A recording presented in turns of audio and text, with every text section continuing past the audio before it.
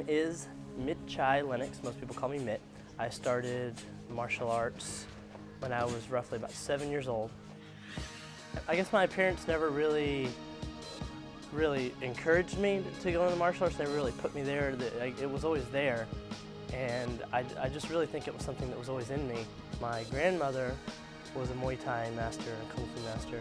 My father has black belts in Judo and also in a military martial art. My mother always training me, she's been my coach, my trainer, my mother, my instructor, everything. My mom, I would say, is probably the biggest driving force behind all this, because she would always be like, well, why don't you try this, or why don't you do this? And I would do something and she would go, oh, that's really good, why don't you try doing this? I would say she has always put it into my mind that, I always want to go a step above, that being okay is not okay.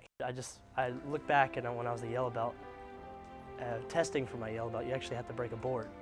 Just one board, simple hammer fist, and I couldn't break it. I was the only one in the testing that didn't break the board, and the instructor just wanted to give me the belt anyway, and just said that's fine, he doesn't have to break it. But my parents were just so adamant about it. They're like, no, he needs to break that board. He needs to realize that you're going to come up to obstacles in your life, and then you overcome them. And it took me probably another week or so before I came to class, and then finally I broke the board. Teaching is a whole different realm. There's plenty of instructors that show you how to do stuff, but there are very few teachers that actually teach you the martial arts, because it's not all about learning to kick and punch. There's a whole lot more to it. There's just the philosophy and the spirituality behind it. Well, I always have eyes on me all the time watching me, and I'm always supposed to be the best example, and it is a lot of pressure. It gets to me sometimes.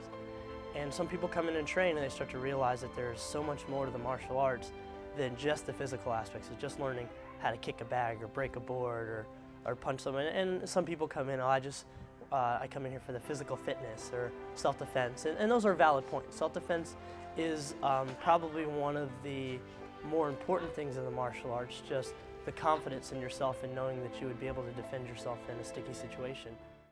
The depth of the martial arts, there's so much tradition behind it.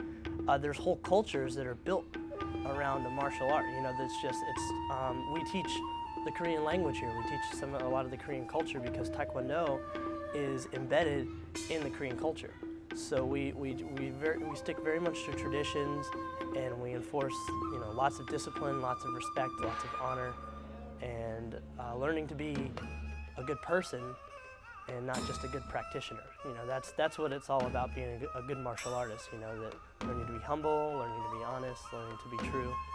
So those are all very important things, so someone would open their eyes to something like that. And if they're open to learning new things and they're open to improving themselves, then I think that type of person would want to be in the martial arts. And the martial arts defines me as a person, and just the experiences and the philosophy and everything that I've drawn from it is kind of been the foundation and the framework for my life.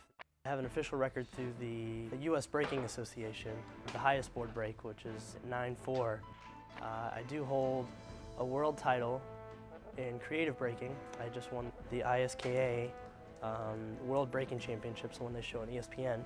And I do have a movie that I'm doing this summer that's a pretty big deal. Miramax backed their whole distribution, so they have a pretty big budget. I guess I'm just seeing this as an opportunity to really get my face and my name out there.